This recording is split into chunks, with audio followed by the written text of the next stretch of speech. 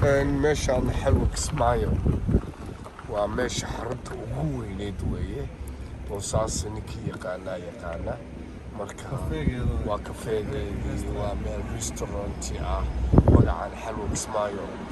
wax badan baa laga soo shaqeeyay oo waqti la geliyay oo lacag badan la geliyay marka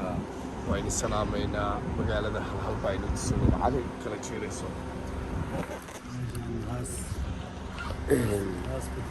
هاس بتروليوم بامشان الله نها وبترول كي عصرية سوية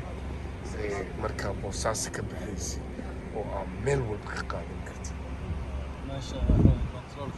كنترول كابلو هذا يا علي خاطر كنا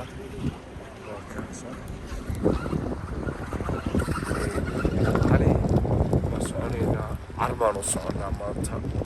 برنامج كانوا عرموي على صوفي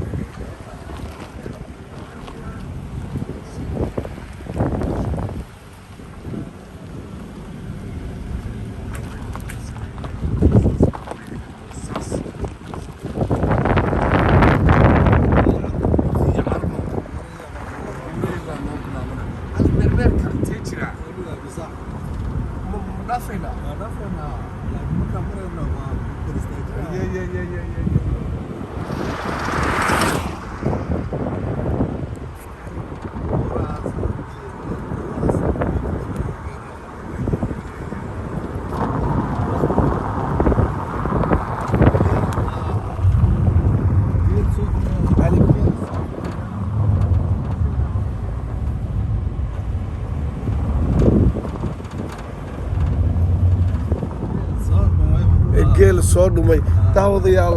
maanta safarkeena waxaan u soconaa carmo aad iyo aad bay u qurux badan tahay weligay meermeerkan waa maraay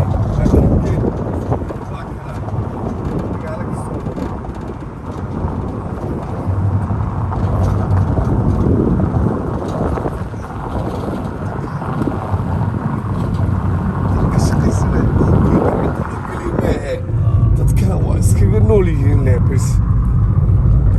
wax badan baa laga qaban karaa wadanka horumar badan buu leeyahay marka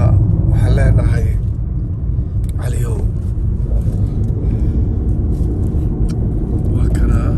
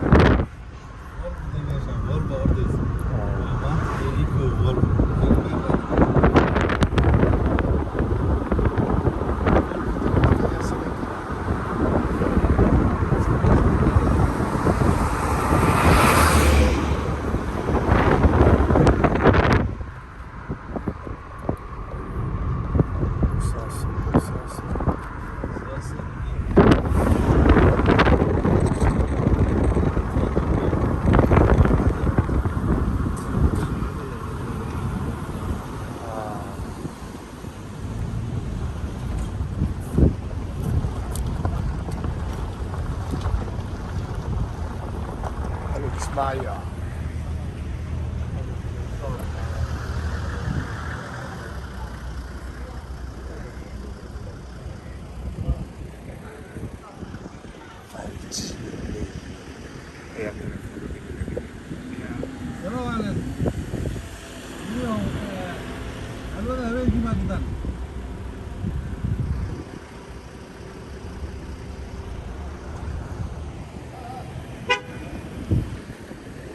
ورا قال ما زعل